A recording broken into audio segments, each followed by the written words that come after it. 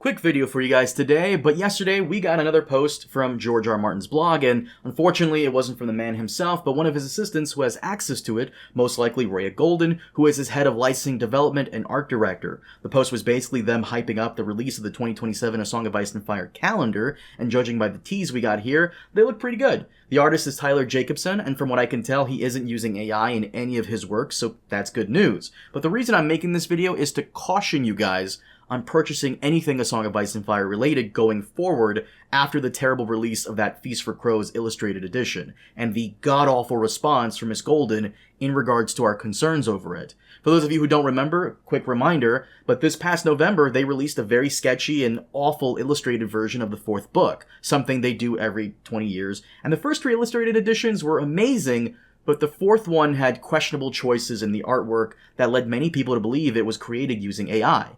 If you're still curious about what happened, I have a whole video on that you can check out in the description below, or click the video appearing on the end screen for more. But I want to be very clear here. It was never confirmed if that artist was using AI in the making of it, so everything here is alleged, but what is clear is that the man clearly wasn't a fan of the material he was hired to draw for, getting several things wrong about the characters like Tywin with hair, dressed like a king, or Robb Stark's crown, just to name a few. What's worse is that the person in charge of this, Rhea Golden, she saw all of these things and gave it the okay to put out. Thus, anyone from that organization that isn't George himself promoting anything Ice and Fire related, I'm going to be skeptical of. And I also want to make it known that I'm not questioning Tyler Jacobson's art at all. Judging by what I've seen, the man's art is incredible, and he's been very open about his process on social media and his Patreon. So no disrespect or insult to him, it's not my intent to do so. But I don't want anyone in this community to purchase something without caution after what happened last time. In my personal opinion, I'm kind of done buying anything Ice and Fire related unless it's the Winds of Winter. That includes going to the prequel play or any other merchandise. I've given this organization and this franchise a lot of my money over the years. Buying Game of Thrones books, Game of Thrones DVDs, Game of Thrones t-shirts, Game of Thrones coloring books, Game of Thrones The Flamethrower, of which my kids love that one, by the way. But I'm done giving my support to an organization that has shown it doesn't respect my time by lying about what I can see with my own eyes with that last release. The quality control is clearly not there, and as such, my money won't be either. The same goes if Winds doesn't get a release date. And no, this is not me hounding George to finish the thing. I want him to. I have hope that he will.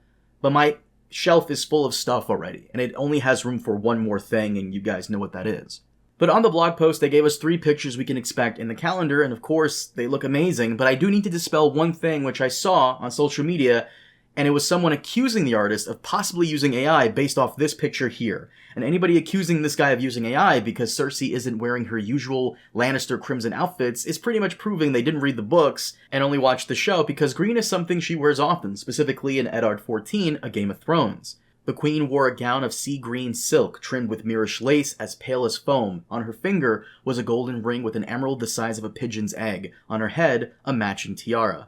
Homeboy's taken some liberties with this, especially with the Kingsguard design here and the giant pillar in the throne room to make everything seem big and grand. But artists have always made the series feel more grand and epic in scale than what we've seen, especially in the television show. One example is the Iron Throne, which is supposed to be more ridiculous in scale than what the show gave us. If I did have one complaint, it was that I wish we'd gotten something new. Usually artists will draw famous scenes like this here of Oberyn versus the Mountain, and I feel like I've seen this several times before in different interpretations of it. It looks great, don't get me wrong, but I would have preferred something we haven't seen before made into official art. But for the most part, everything looks great, and hopefully, if you do buy it, you enjoy it. But guys, that is it for today. Thank you so much for watching. As always, leave your thoughts down below and let me know if you plan on picking this up or skipping the release. And if you need a refresher on the Feast for Crows release, then check out the video appearing on the end screen now.